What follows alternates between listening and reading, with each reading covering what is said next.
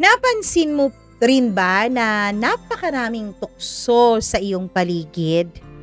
Napansin mo rin ba na parang ang dami-dami din talagang ayaw kang maging mabuting tao, ayaw kang maging mabait, at ayaw kang maging masaya? Yun bang kahit pinipilit mong magpakaayos na sa buhay mo, ay meron at meron talagang tukso na pilit humihila sa'yo papuntang impyerno? Nako, ikaw ba ay may lakas ng loob para yang tukso na yan ay baliwalain at pigilang manalo? O ikaw ba ay laging nagpapatalo sa kasamaan at nawawala ang iyong kabutihan? Pakinggan natin ang kwentong ibinahagi sa atin ni Roy dito lamang sa inyong paboritong programa, Charot. Sana nga all paborito, ang Dear Mama Mia. Marami sa atin ang gusto naman talagang maging mabuti. Kaya lang, sa mundong ito ay tila walang lugar ang mga mababait. Dear Mama Mia, alam mo minsan, naiisip ko talaga, baka hindi para sa mga mababait ang mundong ito. Kasi kahit anong gawin mong tama, kahit anong iwas mo sa gulo, ay tila laging may paraan ng tadhana para ipamukha sa'yo na talo pa rin talaga ang mabubuting tao. Ako nga pala si Roy, Mama Mia. Hindi ko na lang sasabihin ang edad ko dito. Isang simpleng lalaki lamang po ako na lumaki sa probinsya somewhere in Luzon. Bata pa lamang ako ay tandang-tanda ko na lagi akong sinasabihan ng nanay ko, Roy, wag mong gayahin yang tatay mo ha? Masyado yang mabait. Kaya ayan, laging naluloko, laging naaabuso.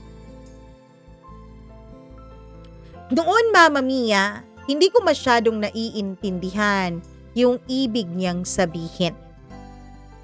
Akala ko, kung mabait ka, mas magiging maayos ang buhay mo. Akala ko, kung mabuti ka, ay marami ring taong magiging mabuti sa'yo. Pero habang tumatagal, nare-realize kong minsan pala, yung kabaitan din pala ang dahilan kung bakit ka nasasaktan. Mama Mia, tulad ng karamihan ng inyong mga tagapakinig at tagapagsulat, lumaki po talaga ako sa hirap. Yung timong kapag merong masarap na ulam ang mesa namin, ay parang piyesta na ang aming pakiramdam.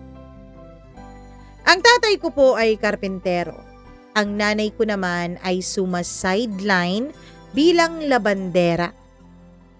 Pero kahit ganun ay puno naman ng tawanan ang aming tahanan noon.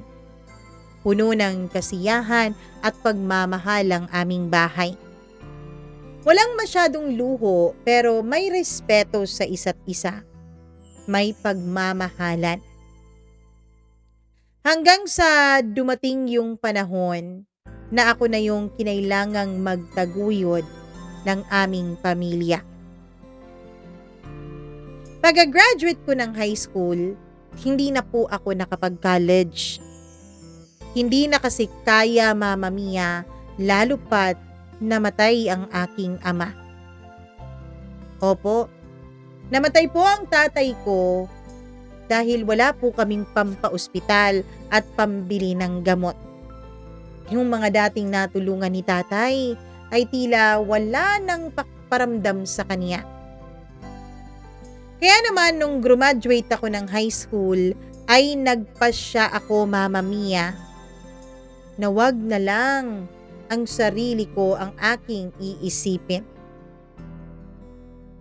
Wag na lang ang aking kinabukasan, kundi ang masigurado ko na lang na buhay araw-araw ang pamilyang naiwan sa akin. Kaya nagpasya akong pumunta ng Maynila para doon magtrabaho. At doon ko unang naranasan yung tinatawag nilang totoong buhay. Nung una, Mama Mia, masaya ako. Nakapasok ako bilang helper sa isang hardware. Minimum lang ang pasahod pero ayos na rin. Dahil sa amin, Mama Mia, sa probinsya, hindi po pareho ang minimum amount sa amin dito sa Maynila. Ang mahalaga lang sa akin noon ay makapagpadala ako ng pera sa amin. Ang mahalaga lang sa akin noon ay matulungan ko ang nanay ko na itaguyod ang mga kapatid ko. Araw-araw, ganun lang ako. Gumigising para magtrabaho. Tapos Mama Mia, para po akong robot. At ang pinakamasakit sa lahat, ay hindi ko po afford ang kumain ng mga masusustansya at masasarap na pagkain. Ang dali-dali ko lang na nabibili noon ay mga instant noodles at mga dilata. Pero sa gitna ng lahat ng yun, ay nakakaramdam pa rin ako ng kakaibang saya, Mama Mia. Kakaibang saya kasi iba rin pala talagang pakiramdam kapag ikaw na mismo ang nagbibigay para sa pamilya mo. Ikaw na mismo ang nagbibigay pag-asa sa kanila. Yung sa'yo na sila nakasandal. At isa pang nakakapagbigay sa akin ng kasiyahan at kaligayahan, Mama Mia, ay nung una ko pong beses na nagkaroon ng babaeng ginusto hindi lamang ng mga mata ko, kundi ng puso ko. Itago natin siya sa pangalang Lani. Si Lani po ay yung cashier namin. Tahimik, maganda, pero alam mong may pinagdadaanan din sa buhay. Kasi may kung anong lungkot ang kaniyang mga mata na hindi ko maipaliwanag. Sa totoo lang, Mama Mia, inisip ko po talaga noon, etong pagmamahal ko kay Lani, alam ko na ito ang magiging inspirasyon ko sa buhay. Kaya lang, Mama Mia, hindi naman po ako pinapansin ni Lani. Kapag sinusubukan ko siyang kausapin, ay tanging matipid na ngiti at tango lang ang binibigay niya sa akin. Pero isang gabi, umuulan noon ng malakas. Sa hindi sinasadyang pagkakataon ay sabay kaming naghintay ng jeep na aming masasakyan.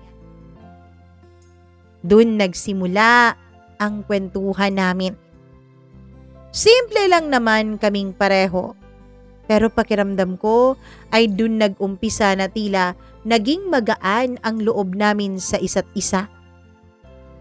At bago ko pa namalayan, Mama Mia, paulit-ulit na kaming nag-uusap, nagtatawanan hanggang sa naging kami na. Sabi ko sa sarili ko, eto na yata ang umpisa ng mabuti kong kapalaran. Sila ni na yata ang dagdag inspirasyon ko para mas pagbutihin pa ang buhay ko. Nag-ipon na ko noon, Mama Mia. Kahit konti lang ang tinatanggap kong sahod, yung mga tip na nakukuha ko po sa mga customers ay iniipon ko. Nangangarap kasi ako noon, Mama Mia, na makapagtayo ng maliit na negosyo. Makapagpakasal kaming dalawa ni Lani at makapundar kahit ng maliit at kahoy na bahay lamang. Oo, Mama Mia. Simula nung naging kami ni Lani ay may isang pangarap ng nabuo sa dibdib ko. Siya na ang gusto kong makasama habang buhay. Siya na ang gusto kong makasama sa bawat tagumpay at lungkot na pwedeng ibigay sa akin ng kapalaran. Pero Mama Mia, hindi pala ganun kadali Hindi pala dahil may mga pangarap ka na at may inspirasyon ka na, ay may katuparan na ang lahat ng yon. Hindi pala ganun kadali dahil lahat pala ay sinusubok ng mundo. Isang gabi, Mama Mia, habang nagsasara kami ng tindahan, ay nilapitan ako ni Boss Fred, yung may-ari ng hardware. "Roy," sabi niya, "gusto mo bang tumaas yung sweldo mo?" Siyempre, Mama Mia, sino ba naman ang tatanggi kapag tataasan ka ng sweldo, di ba? Pero may ibang kapalit pala. May iba palang ipapatrabaho sa akin, kaya tataasan ang sweldo ko. Gusto niyang tulungan ko siya sa mga special deliveries niya, Mama Mia, na hindi na kailangang i-record sa resibo. Alam ko pong may mali. Alam ko pong may hindi mabuti. Kasi nga, bakit hindi ko kailangang magtanong? Bakit kailangang hindi ko naresibuhan, 'di ba? Pero naisip ko si nanay. Naisip ko si Lani at ang mga pangarap naming dalawa. At naisip ko rin yung mga kapatid kong nag-aaral pa. Naisip ko, Mama Mia, na baka may magawa ako para makapagtapos sila ng pag-aaral at hindi maging katulad ko na minimum wage earner lamang. Kaya kahit may tanong sa utak ko, ay pumayag ako. Nung una, akala ko maliit lang yung kasalanan ko. Hanggang sa natutunan kong magtago ng totoo, Mama Mia. Nasanay ako sa dagdag kita. Nasanay ako sa extra allowance. At nasanay ako na nabibigyan ko na ng mga bagay si Lani na nabibigay ng mga pangkaraniwang nobyo sa kanilang mga nobya. Hanggang isang araw, sa hindi ko maipaliwanag na dahilan, ay nalaman ni Lani ang pinaggagawa ko. "Roy, bakit mo ginagawa to? Akala ko ba ayaw mo sa ganyan? Akala ko ba gusto mo ang buhay natin ay puno ng kabutihan?" Hindi ko siya masagot noon, Mama Mia. Tama naman siya eh. Ayoko naman talagang gumawa ng masama. Ayoko naman talaga sa ganito. Pero mas ayokong makita yung nanay ko na nahihirapan. Yung nanay kong nagtitiis sa gutom. Yung mga kapatid kong hindi makapasok dahil walang pamasahe. Kung makapasok man, kumakalam ang kanilang mga sikmura dahil nagugutom sila. Yung sarili kong pangarap na lagi na lamang nauudlot. Gaya na lamang ng pag-aalok ko ng pagpapakasal kay Lani. At doon ko naramdaman, Mama Mia, na kahit pala gaano mo kagustong maging mabuting tao, minsan pala, mas mabilis kang matutong gumawa ng mali, lalo na kapag gutom ka. Lalo na kapag gusto mo na maialis sa kahirapan ang mga mahal mo sa buhay. 5 buwan ang lumipas. Lumalaki na yung kinasasangkutan kong special delivery. Hindi ko na alam kung saan-saan napupunta yung mga produktong dinideliver ko. Basta ako, Mama Mia, tagapagdala lang, tagapaghatid lamang. Hanggang sa isang araw, nahuli ko po si Boss Fred. Nahuli po si Boss Fred ng mga otoridad, Mama Mia. At dahil ako yung kasama niya nung nahuli siya, ay na-et-al ako o nadamay ako. Doon ko naramdaman yung sobra-sobrang takot sa puso ko. Yung tipong takot na kahit humihinga ka, ay parang walang pumapasok na hangin sa dibdib mo. Yung takot na kahit anong gawin mo ay parang kasalanan. Mama Mia, si Lani ay iniwanan ako. Ang sabi pa niya sa akin, Roy, hindi ko kayang sumama sa isang taong niloloko ang sarili niyang kabutihan para lang sa pansamantalang kaginhawaan. Pasensya ka na. Minahal kita dati, Roy, dahil sa prinsipyo mo eh. Pero ngayon, sorry, hindi ko na kayang sikmurain ang ginagawa mo. Tinanggap ko ang pakikipaghiwalay niya, Mama Mia. Wala na kasi akong karapatan. Alam kong kasalanan ko rin naman ng lahat. Pagkatapos ko pong makalaya mula sa kulungan ay bumalik ako sa probinsya. Tahimik ang buhay. Walang trabaho, wala ring direksyon. Pero sabi ko sa sarili ko, babawi ako. Makalipas ang halos 1 taon ay nagkaroon ako ng pagkakataong makapagtrabaho ulit. This time, Mama Mia, ay bilang isang driver sa isang mayaman at may kayang pamilya. Hindi ko na lang sasabihin ang lugar na pinagtatrabahuan ko para naman iwas na rin sa mas malaking gulo at isyo.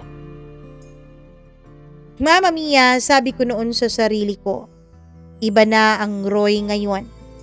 Ako na yung Roy na tapat at disente at aayusin ang kanyang sarili. Hanggang sa makilala ko si Mira, ang asawa ng amo kong itago na lang natin sa pangalang Engineer Dion.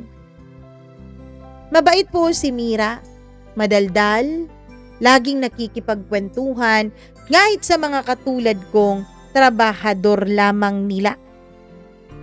Pero minsan, Mama Mia, hindi ko alam kung pinagsisinungalingan lang ba ako ng mata ko. Pero nakikita ko po na tila may kakaiba sa pagtingin sa akin ni Mira. Nung una ay simpleng kwentuhan lang ang nagaganap sa aming dalawa. Lalo na kapag ako ang naghahatid sa kanya sa kung saan man ang lakad niya sa araw na yon. Parang normal lang na gusto niyang makipagkwentuhan dahil ayaw niyang mabagot. Pero habang tumatagal, ay nagiging kakaiba ang lahat. Hanggang sa isang gabi, Mama Mia, habang inihahatid ko siya at pauwi na kami noon mula sa kanyang event ay umuulan ng malakas. Mama Mia, kinuha ko siya at may dala akong payong. Gusto ko sanang ibigay sa kanya yung payong para siya na ang magpayong sa sarili niya. Ang ginawa niya ay humawak lamang sa braso ko. Nagulat ako sa kanyang ginawa. Nag-share kami sa payong. Bubuksan ko na sana ang likurang bahagi ng sasakyan dahil doon naman dapat umuupo ang amo, di ba? Pero sabi niya sa harapan na lang daw siya sasakay para hindi na kami maabala pa. Paglipat ko sa driver's seat, Mama Mia, ay nagulat ako dahil bigla niyang hinawakan ang kamay ko. Roy, salamat ha. Naku, kung wala ka siguro, matagal na akong nabaliw sa ganitong buhay ko. Po, bakit naman po, ma'am? Naku, wag mo na akong imam, Roy, lalo na kapag tayong dalawa na lang. Wag mo na rin akong ipo, dahil pakiramdam ko magkaedad lang naman tayo. Alam mo na, yung buhay ng amo mong lalaki, laging wala. Laging busy sa negosyo. Lagi akong naiiwan. Pero maswerte pa rin kayo, Ma'am Mira. Sabi ng wag ng mami. I mean, Mira. Maswerte pa rin kayo dahil hindi nyo na hinahanap ang pang-araw-araw nyong pagkain. Maswerte pa rin kayo dahil nakakapunta kayo sa mga lugar na gusto nyo nang may naghahatid sundo sa inyo. Siguro nga, Roy, maswerte ako sa bagay na yon. Pero ang dami pa ring bagay sa buhay ko na hindi ako pinalad. Gaya ng pagkakaroon ng mapagmahal, maaruga, at syempre, puno ng atensyon na asawa. Alam kong mali iyon, Mama Mia. Pero sa mga salita niyang yun ay naramdaman ko ulit yung matagal ko nang hinahanap. Yung pagpapahalaga sa akin bilang isang tao at bilang isang lalaki. Hindi ko po alam kung papaano nangyari. Pero bago ko namalayan, ay may relasyon na pala kaming dalawa ng amo kong babaeng si Mira. At sa bawat bawal na halik, bawat bawal na lihim, bawat bawal na sandaling tinatawag niya akong Roy sa pagitan ng mga luha, pakiramdam ko, Mama Mia, ay bumabalik ako sa dati kong sarili. Yung taong gustong-gustong gumawa ng mabuti, pero hindi napipigilang gumawa ng mali dahil ito ang nagpapaligaya sa kanya.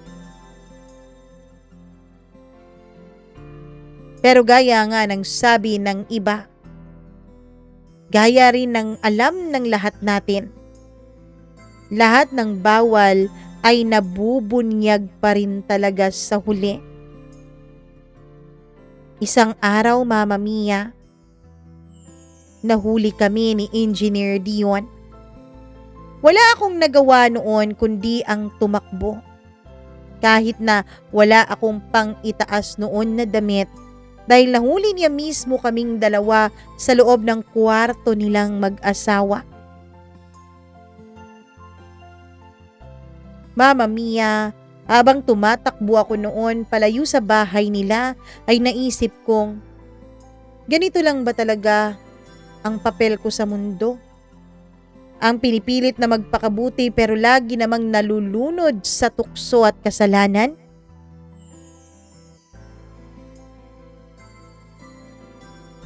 Mama Mia, pakiramdam ko noon ay wala na ako ng lahat. Wala na akong pangalan, wala na akong reputasyon. Nasa isang maliit na lang akong kubo sa bundok.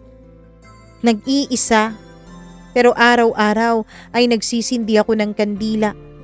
Hindi para humingi ng kapatawaran sa Diyos, kundi para ipaalala sa sarili ko na kahit gaano pa kadilim ang buhay, may liwanag pa rin sa dulo kung pipiliin mong bumalik. Sa pagkakataon na yun ay tinatanong ko ang sarili ko kung hindi ko na ba talaga kayang maging mabuting tao. Kung ganito na lang ba talaga lagi? Lagi na lang ba talaga akong malulunod at mahuhulog sa tukso?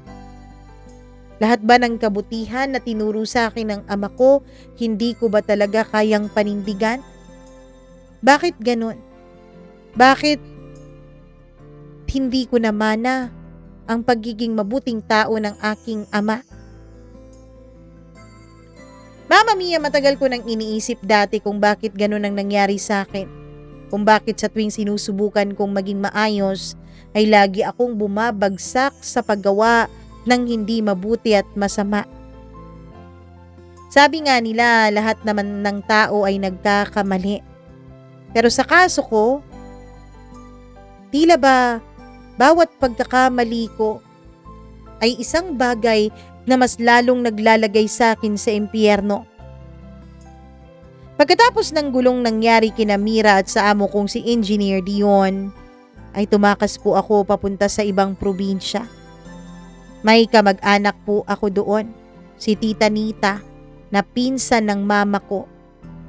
Tinanggap niya ako kahit alam niyang may mabigat akong pinanggalingan. Pero hindi niya alam kung ano talagang eksaktong katotohanan, Mama Mia. Alam mo, hindi ako naniniwalang masama ka, Roy. Sabi niya habang pinapakain ako ng tinola. Ang tao hindi naman nasusukat sa mga maling nagawa niya, kundi sa kung paano siya babangon at paano niya aayusin ang sarili niya pagkatapos. Sa totoo lang ay halos maiyak na ako noon. Kasi Mama Mia, kahit pala sa dami ng kasalanan na nagawa ko, ay meron at meron pa rin naman talagang naniniwala sa akin. Hindi ko alam kung dahil ba sa akin kaya sila nagtitiwala o dahil ba sa kabutihang minsang ipinamalas sa kanila ng aking ama. Doon sa probinsyang yun ay nakahanap ako ng trabaho sa isang maliit na paggawaan ng mga kahoy na muebles. Tahimik ang buhay doon. Sakto lang ang kinikita ko pero maayos naman. At sa unang pagkakataon naramdaman kong marunong pa rin pala akong umiti nang wala ng bigat sa aking dibdib. Kaso nga lang Mama Mia, gaya ng dati ay hindi talaga ako tinitigilan ng tadhana. Isang araw ay dumating ang bagong bookkeeper sa kumpanyang pinagtatrabahuan ko. Itago na lang natin siya sa pangalang Joanne. Bagong graduate si Joanne, masayahin at parang may kakaibang liwanag sa kanyang mga mata. Ayoko sana siyang pansinin Mama Mia. Ayoko rin kasing magkaroon ng panibagong koneksyon dahil natatakot na ako na baka maulit yung dati. Pero paano mo nga ba tatakasan ang isang taong marunong ngumiti sa'yo kahit alam niya na mabigat ang mga pinagdaanan mo? Paano ko nga ba tatakasan ang isang taong pilit na pumapasok sa buhay ko at pilit na nagpapakabuti para sa akin? Mama Mia, dahil sa pangungulit ni Joanne sa akin ay unti-unti kaming naging magkaibigan dalawa. Hanggang sa naging malapit kami o mag-best friends ng turingan sa isa't isa. At bago ko pa namalayan, ay unti-unti na palang nabubuhay ulit yung mga damdaming nilibing ko na sa ilalim ng hiya at sa ilalim ng aking kasalanan. Hindi ko po sinasabing masama si Joanne, Mama Mia. Pero minsan, kahit ang pinakamabuting tao ay nagiging dahilan pa rin ng mga pagkakamali mo. Isang gabi, pagkatapos naming mag-overtime ay wala nang masakyan pauwi sa inuupahan niyang bahay si Joanne. Sabi ko ihahatid ko na lang siya gamit yung motor ng pinsan ko na pinaggamit niya sa akin. Tahimik lang kaming habang umaandar noon. Meron nang biglang umulan ay napilitan kaming huminto sa isang lumang waiting shed. Basang-basa kami pareho. Nanginginig siya kaya inabot ko sa kanya yung jacket ko. "Salamat, Roy," sabi niya sabay titig sa akin. Yung titig na parang matagal mo nang kilala yung tao pero ngayon mo lang naramdaman ang ganitong damdamin para sa kanya dahil ngayon lang din kayo naging malapit sa isa't isa. Hindi ko alam kung anong pumasok sa isip ko pero bigla akong naramdaman yung takot. Hindi dahil baka may makakita sa amin kundi dahil baka mahulog na naman ulit ako at baka makagawa na naman ako ng mali. Nung tumila na ang ulan ay nagpatuloy na kami sa aming biyahe pauwi. Tahimik lamang kami. Walang nangyari pero simula noon ay naging iba na ang tinginan namin sa isa't isa. Mama Mia, totoo pala ang sinasabi nila na hindi mo kailangang gumawa ng mali para tuksuhin ka ng kasalanan. Minsan, sapat na yung binibigay na pagkakataon ng tadhana para malunod kang muli sa isang pagkakamali. Makalipas ang ilang linggo, dumating ang isang liham mula sa probinsya. Si Mama raw ay inatake sa puso.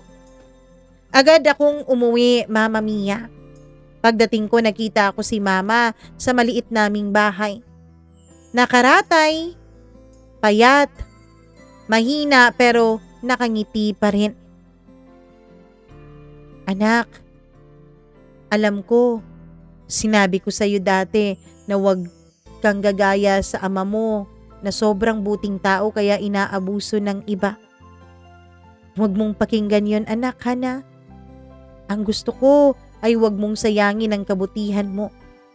Gusto ko kahit ilang beses ka pang bumagsak, huwag mong hayaang mawala yung puso mo na marunong umunawa. Yung puso mo na mabuti at busilak. Hindi ko napigilang umiyak sa mama ko. Kasi kahit paano mo ipagpapatuloy ang kabutihan. Kasi Mama Mia, na-question ko noon ang sarili ko. Mano mo nga ba ipagpapatuloy ang kabutihan kung paulit-ulit ka nang tinatamaan ng kapalit ng paggawa ng tama? Bago tuluyang ipinikit ng nanay ko ang mata niya, ay yun ang huling habilin niya sa akin. At simula nung mamatay ang nanay ko ay tila may kulang na sa buhay ko. Parang tinanggalan ako ng isang rason para maging mabuting tao. Pagbalik ko dun sa probinsya ng tita ko ay nagulat ako, Mama Mia. May balita na pinaputok si Joanne. Nalaman daw ng kumpanya na nagkaroon ng anomalya sa mga resibo. Hindi raw tugma yung mga amount at yung mga serial number ng resibo. At dahil ako ang madalas niyang kasamang magbantay, ay ako rin ang isa sa mga pinaghinalaan. Hindi ko na alam kung tatawa o iiyak ba ako. Nandito na naman. Gustong-gusto kong ipagtanggol ang sarili ko, pero sino ba ako para paniwalaan nila alam nila ang mga kasalanang nagawa ko dati. Isang lalaking dati nang paulit-ulit na dadungisan ng pangalan, paano pa pagkakatiwalaan ng iba? Isang gabi ay kinausap ko si Joanne. Joanne, sabihin mo naman sa kanila yung totoo, na hindi ako ang may gawa nun. Umiyak lang siya. Roy, sorry. Pasensya na pero ayokong mawala ng trabaho. Wala akong magagawa. Anong ibig mong sabihin? Basta Roy, sorry talaga. Parang umangat yung dugo ko sa ulo. Ako na naman ang masamang tao. Lumipas ang mga araw ay natanggal nga ako sa trabaho. Pero this time, sa isang kasalanang hindi ko naman ginawa, Mama Mia. Walang pali-paliwanag sa akin. Wala man lang pasasalamat sa mga nagawa kong kabutihan sa kumpanyang yun.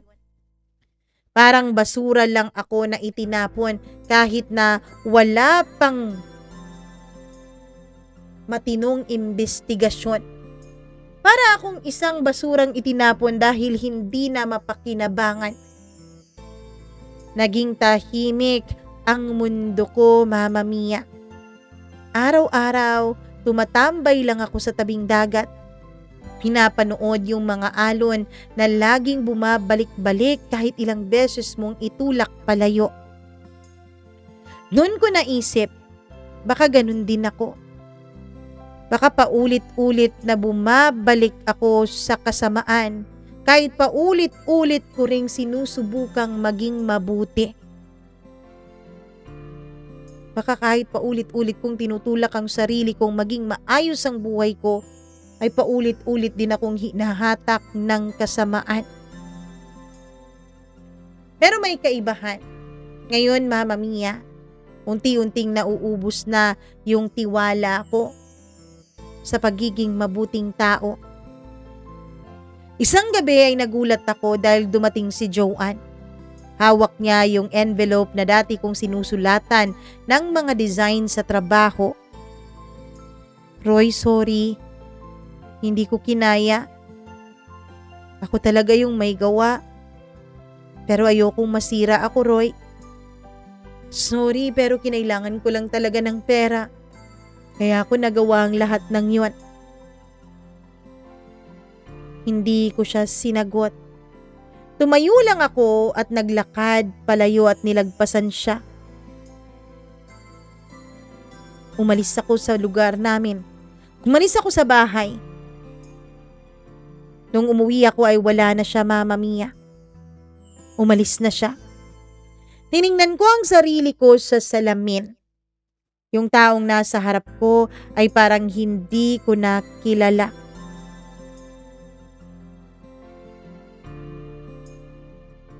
Hindi na yung Roy na sinasabihan ni Mama noon na huwag magpakabait.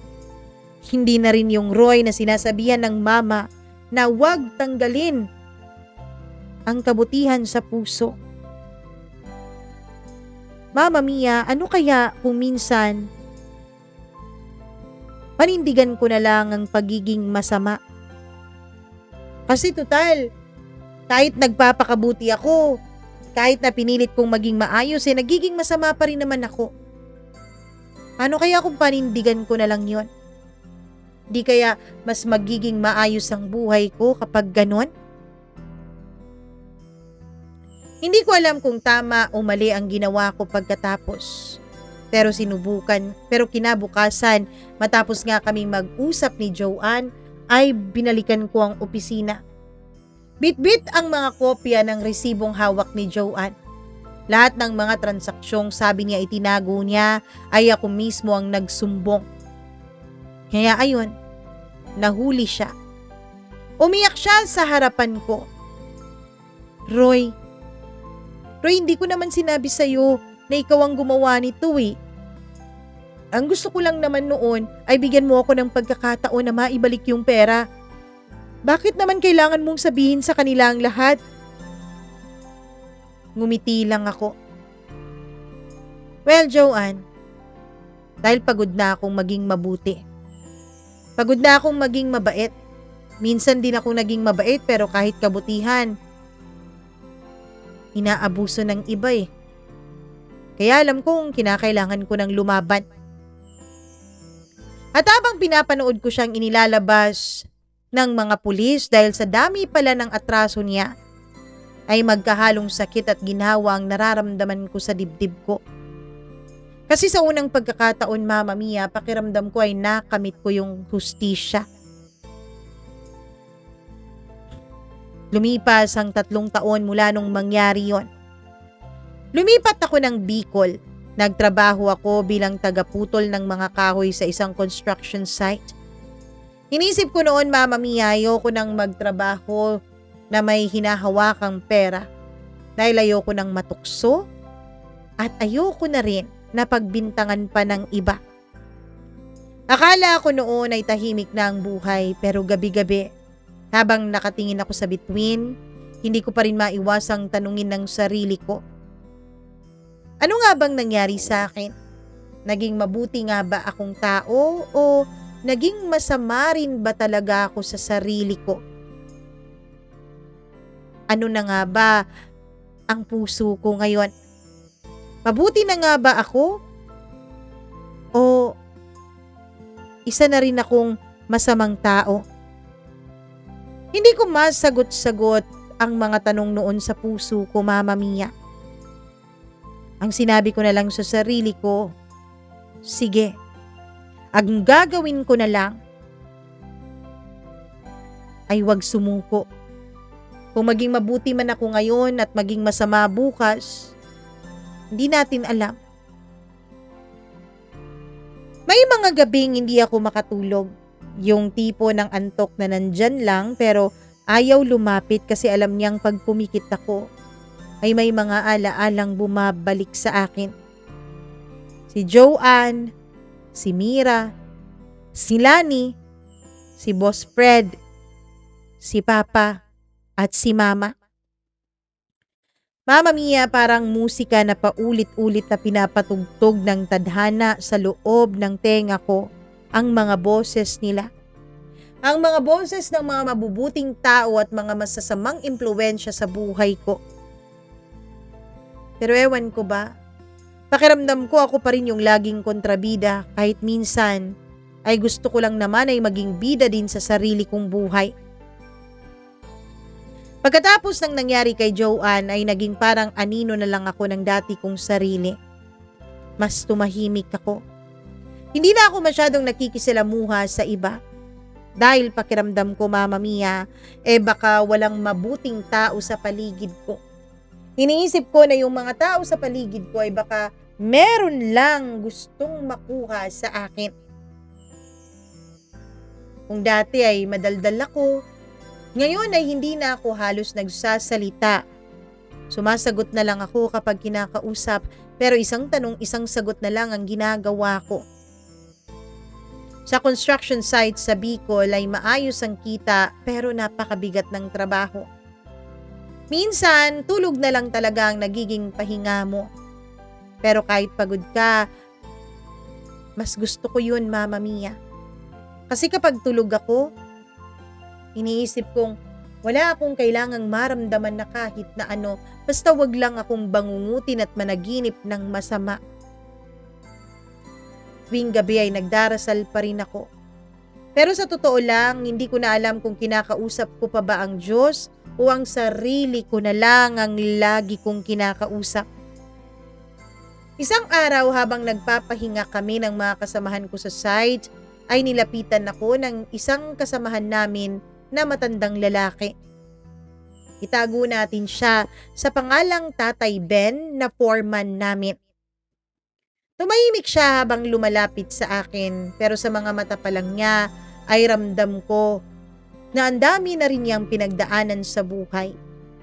Ang dami na rin siguro niyang sakit na ininda sa buhay niya. Roy, pwede bang makiupo dito? Tanong niya. Sige po, wala naman pong problema.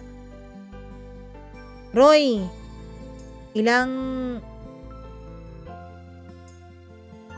araw ka na at ilang buwan ka na rito. Pero pakiramdam ko, hindi ka pa rin nakikihalubilo sa iba. May problema ka ba? Wala naman po, Tatay Ben. Nadala lang po siguro ako sa mga pinagdaanan ko. Matapat kong sagot sa kanya. Halata naman sa'yo na mabigat ang dinadala mo, Roy. Sabi niya sabay nag-alok sa akin ng yosi. Ang totoo niyan, hindi mo kailangang sabihin sa akin kung ano man yung mga pinagdadaanan mo. Pero ang lagi mong tandaan, Roy, minsan, yung mga nakaraan natin, yung mga boses sa loob natin, ay parang aso lang yan eh. Kung lagi mong tinataboy, titigil din yan sa pagtahol. Kung lagi mong hindi papansinin, kusa din yang hindi na magpaparamdam. Mama Mia, naguguluhan ako noon kung matatawa ba ako o maiiyak sa sinabi niya. Pero totoo naman kasi, yung mga iniisip nating masama, yung mga pumapasok sa isipan nating hindi magaganda, minsan kapag binibigyan natin ng panahon, kapag ini-entertain natin ay tila mas lalong lumalakas ang mga boses na yon. Pero kapag hinahayaan lang natin, kapag hindi natin pinapansin, ay nawawala din naman pala. Kasi oo, minsan, kapag hindi ko pinagtutuunan ng pansin ang lungkot at sakit na nararamdaman ko, pakiramdam ko ay unti-unti ring tumatahimik yung konsensya ko. Mama Mia, ilang buwan pa lang ako sa Bicol ay may nakilala akong babae. Si Elaine. Tindera siya sa karinderyang malapit sa site na siyang kinakainan namin. Madaldal si Elaine, magaan kausap, at may tawa na para bang makakalimot ka kahit sandali sa mga pinagdaanan mo. Dumalaw siya minsan sa site para magbenta ng kape, tinapay at mga kakanin. Hindi ko naman siya nililigawan, pero laging ako ang binibigyan niya ng palibreng kakanin o di kaya naman ay tinapay. Minsan, Mama Mia, tinutukso-tukso pa nga ako ng mga kasamahan ko. Abay Roy, ang tagal mo rin kasing kumilos eh. Kaya ayan, mukhang si Elaine na yata ang manliligaw sa'yo. Umingiti lang ako, Mama Mia. Pero sa totoo lang, may kilig naman akong nararamdaman. Pero kasabay ng kilig na yon, nakakaramdam din po ako ng takot. Kasi Mama Mia, tinatandaan ko po sa mga huling nangyari sa buhay ko at sa mga pangit na pinagdaanan ko. Laging nag-uumpisa talaga na may babae akong nakikilala. Laging nag-uumpisa talaga na may babae akong kinakapitan. Hanggang isang araw ay umulan ng malakas. Naabutan ko si Elaine sa tapat ng karinderya nila. Nag-aayos ng mga paninda niya. Hoy Elaine, sarado mo raw yan. Kasi babaha eh, yun ang sabi sa balita. Sigaw ko. Ano? Hindi niya ako marinig-rinig sa sobrang lakas ng ulan. Kaya naman Mama Mia, wala na akong ibang naging choice noon kundi ang tumakbo at tumawid para matulungan siya. Nung nakalapit na ako sa kanya ay tsaka ko pinaliwanag. Babaha raw. Alam mo namang bahain tong lugar na to. Kaya dapat magsara ka na. Sabay naming isinilong yung mga silya, mga mesa, at nang matapos kami ay pareho kaming basang-basa ng ulan. Tinulungan ko siya Mama Mia dahil alam kong hindi niya kakayanin yung mag-isa. Ewan ko ba, pero nung makita namin ang mga itsura namin na para kaming mga basang sisiw, ay sabay kaming nagtawanan dalawa. Tapos, bigla siyang tumigil sa pagtawa at tumitig ng diretso sa akin. Roy, bakit parang laging malungkot ka? Nagulat ako sa tanong niya. Hindi ko siya nasagot. Wala naman sigurong matinong sagot sa tanong na yon, Mama Mia, no? Kasi paano mo naman ipapaliwanag ang lungkot kung hindi mo rin naman alam kung saan talaga ito nagsimula? Ngumiti lang ako. Huwag mo nang pansinin yun. Ayos lang ako, sabi ko. Simula noon ay palagi na akong dumadaan sa karinderya nila. Minsan para lang bumili ng kape, minsan ay para lang marinig yung boses niya. Hanggang sa hindi ko na napansin na gabi-gabi ko na palang hinahanap ang kaniyang presensya. At gaya ng dati, unti-unti na namang binubuksan ng tadhana yung pintuan ng tukso sa puso ko. Hindi ko alam kung dahil sa lungkot o dahil kailangan ko lang ng karamay. Pero naging madalas ang pagkikita at pagsasama naming dalawa ni Elaine, Mama Mia. At nang una kong mahawakan yung kamay niya, ay wala akong naramdaman na takot. Wala ring konsensya. Bagkus Mama Mia, si Elaine po ay parang switch sa buhay ko. Na nung dumating siya at kapag kasama ko siya ay tila nasi-switch off lahat ng mga masasakit na nangyari sa buhay ko. Tila hindi sila bumabalik sa aking isipan. At parang wala na akong pakialam sa nakaraan. Parang kapag nandyan si Elaine ay sinasabi ng utak ko sa akin na wala ka namang sinasaktan, Roy. Tao ka lang at karapatan mong maging masaya. Mama Mia, dahil sa presensya ni Elaine ay unti-unti kong natutunan kung paano ngumiti ulit. Isang gabi, habang magkasama kami ni Elaine ay may kumatok sa barong-barong na tinitirhan ko. Pagbukas ko ay nagulat ako. Hindi ko akalain na matutuntun ako ng isa sa mga dati kong kasamahan sa Maynila. Uy Roy, tama nga pala na dito kita mahahanap.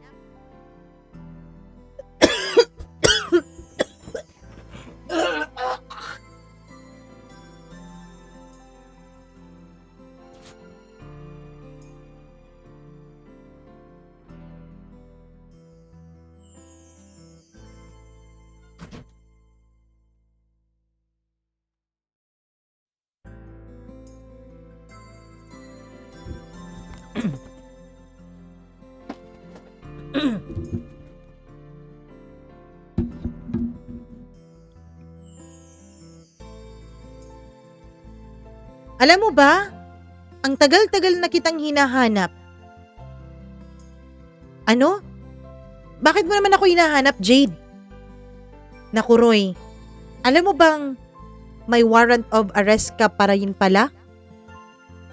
Nanlamig ako. Ano? Anong warrant? Yung kaso ninyo, ni na Boss Fred. Alam mo, siya lang ata ang naabsuelto doon.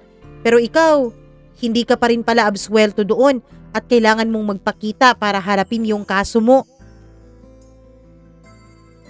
Mama Mia, para po akong sinabuyan ng malamig na tubig. Akala ko tapos na ang lahat dahil matagal na panahon na yon.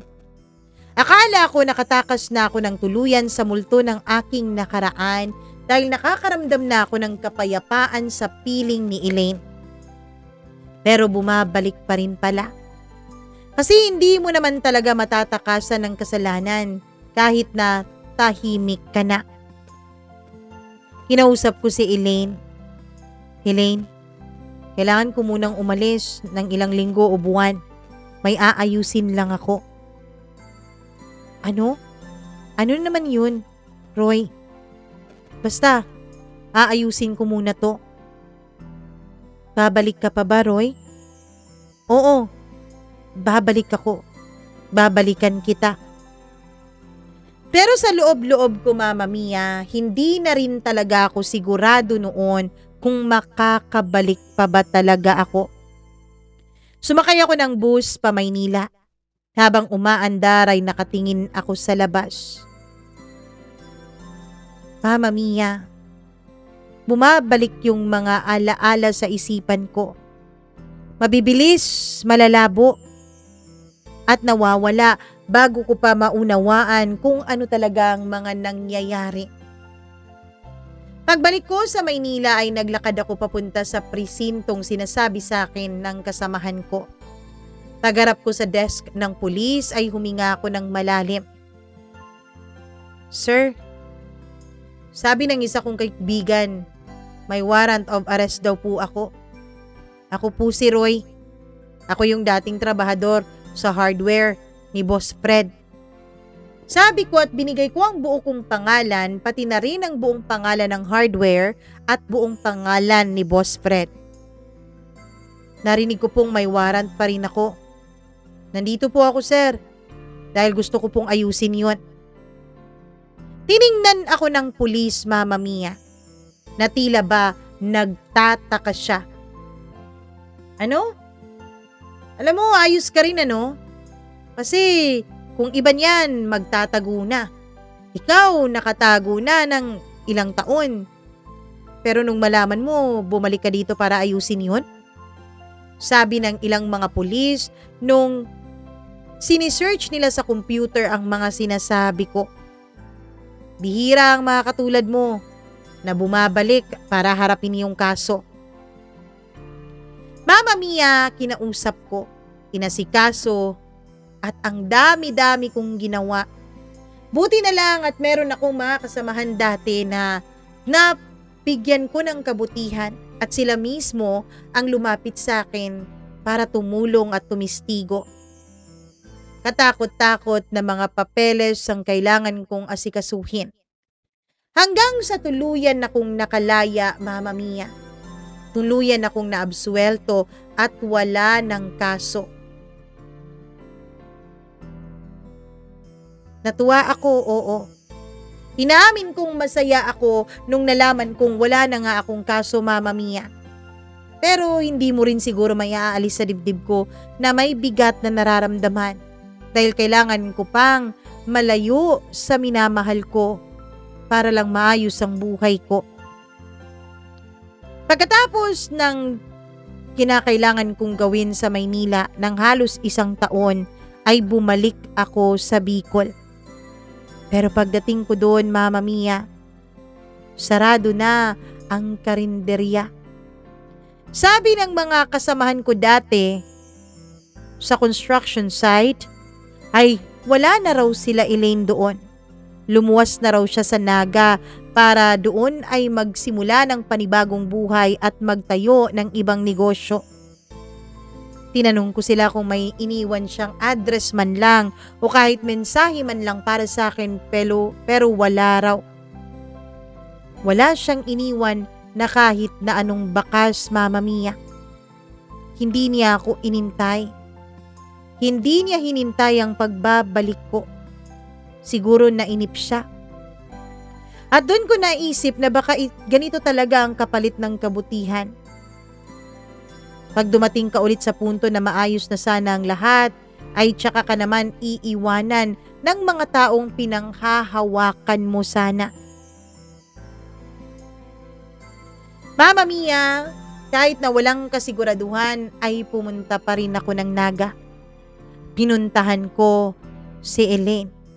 Kahit wala akong alam kung saan ba talaga eksakto sa Naga siya nakatira, ay sinuyod ko po ang lahat ng pwede kong suyurin. Mahanap ko lamang si Elaine. Pero hindi. Hindi ko siya nahanap. Walang Elaine na nagpakita sa akin.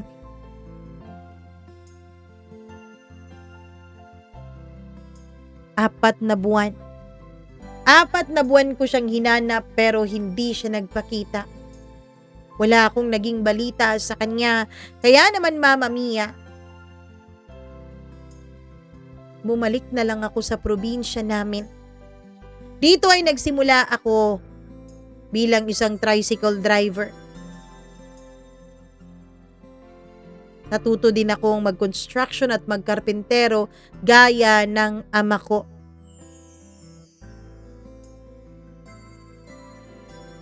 Mama Mia, inisip ko dati na mag-iiba ang kapalaran ko pero hindi pala.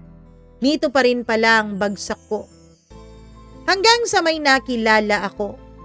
Isang babae na dati ko pong kababata pero umalis sa lugar namin dahil nagpunta ang buong pamilya nila sa Maynila. Dito, Mama Mia, nagkita kaming dalawa. Pagkatapos, nagkamabutihan hanggang sa nagdesisyon na magsama at magpakasal. Mama Mia, ngayon ay 2 na po ang anak namin at buntis siya sa pangatlo naming anak. Meron po kaming maliit na sari-sari store na kung saan siya ang nagbabantay. Ako naman ay nagko-construction o nagkakarpentero sa umaga at tuwing gabi ay namamasada ng tricycle. Hindi magaan ang buhay namin pero maayos. Hindi maginhawa pero sapat na nabubuhay kami araw-araw. Mama Mia, masasabi ko pong payapa na ang buhay ko. Hindi man masyadong masaya pero at least payapa. Hanggang ngayon ay wala pa po akong balita kay Elaine. Hindi ko po alam kung saang lupalop na siya ng mundo nagtatago o kung saang lupalop na siya ng mundo nakahanap ng panibagong buhay. Ang tanging hangad ko lang ay kaligayahan para sa kanya. Ang tanging hangad ko lang ay mahanap niya ang kapayapaan at ang buhay na deserve niya. Hanggang dito na lamang po, Mama Mia, at maraming salamat sa pagbibigay mo ng pansin nitong aking sulat. Hindi ko alam kung tama ba ang pagkakasulat ko, naguguluhan kayo. Pero sana po ay intindihin nyo na lang na hindi naman po ako magaling magsulat. Hanggang dito na lang ulit, Roy.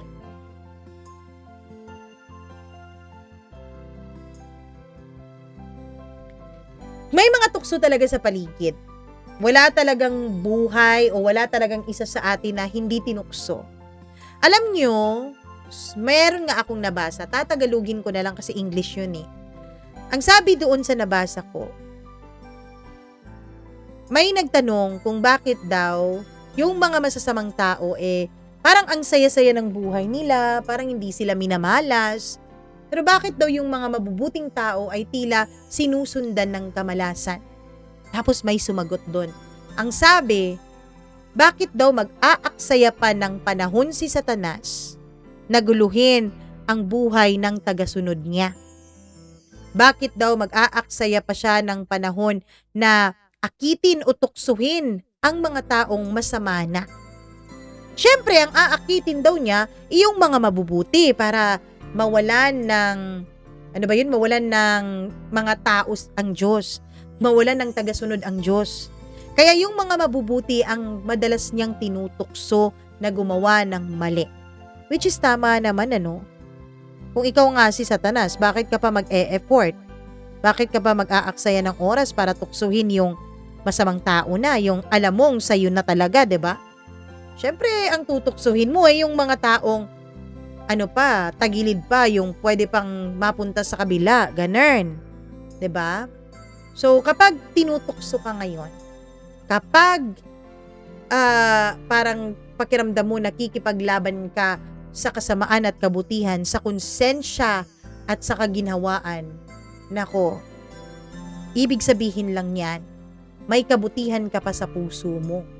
Ibig sabihin lang yan, may pagkakataon ka pang makapunta sa kalaban ni Satanas kay Lord, 'di ba? Kasi pinag-aaksayahan ka pa niya ng panahon na tuksuhin. Pinag-aaksayahan ka pa niya ng panahon para gawing masama. So, ibig sabihin, may ginagawa kang mabuti kaya ka tinutukso. So, yun pala dapat ang ating iisipin kapag merong mga pagsubok sa buhay natin tulad ng kahirapan, tulad ng mga heartbreak, ganun. So, magpasalamat pala tayo doon. Kasi ibig sabihin, sinusubukan tayong tuksuhin papunta sa impyerno.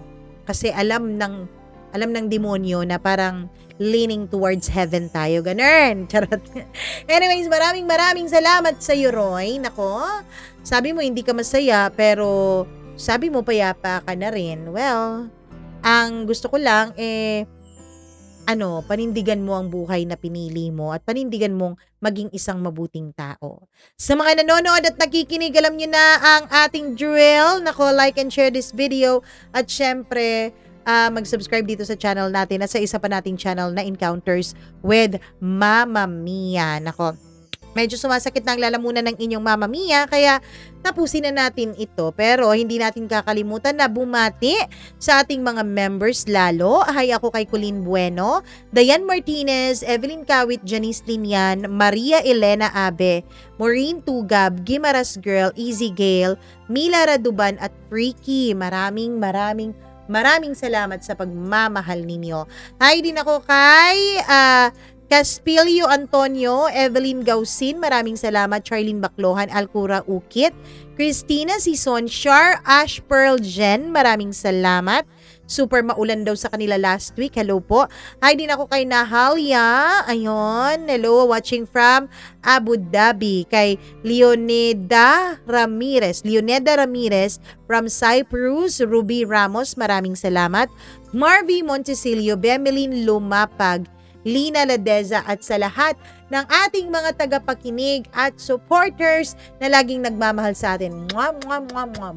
Maraming salamat. Sa inyo po na nakikinig ngayon, kung may sarili po kayong kwento, kahit anong kwento pa yan, kababalaghan, kaiinisan, kaiiyakan, kapupulutan ng aral o inspirasyon, pwede nyo po yung i-share sa atin. All you have to do is to email that to us. Ayun, ang ating email address dyan sa baba, mamamiacdo0317@gmail.com. That's mamamiacdo0317@gmail.com. Yung iba sabi nila bakit hindi mahanap. Baka double M po yung mama ninyo. Ayun. Hindi po yan double M. MAMAMIA lang po yan. Tapos CDO. Okay? So, magsulat na kayo ngayon ng sarili nyong kwento at i-share dito sa atin. Baka kwento nyo naman ang ating i-air dito. Maraming salamat po ulit. Ako si Mama Mia na nagmamahal at nagpapasalamat sa inyo ng lubusan. Ingat po. Bye-bye!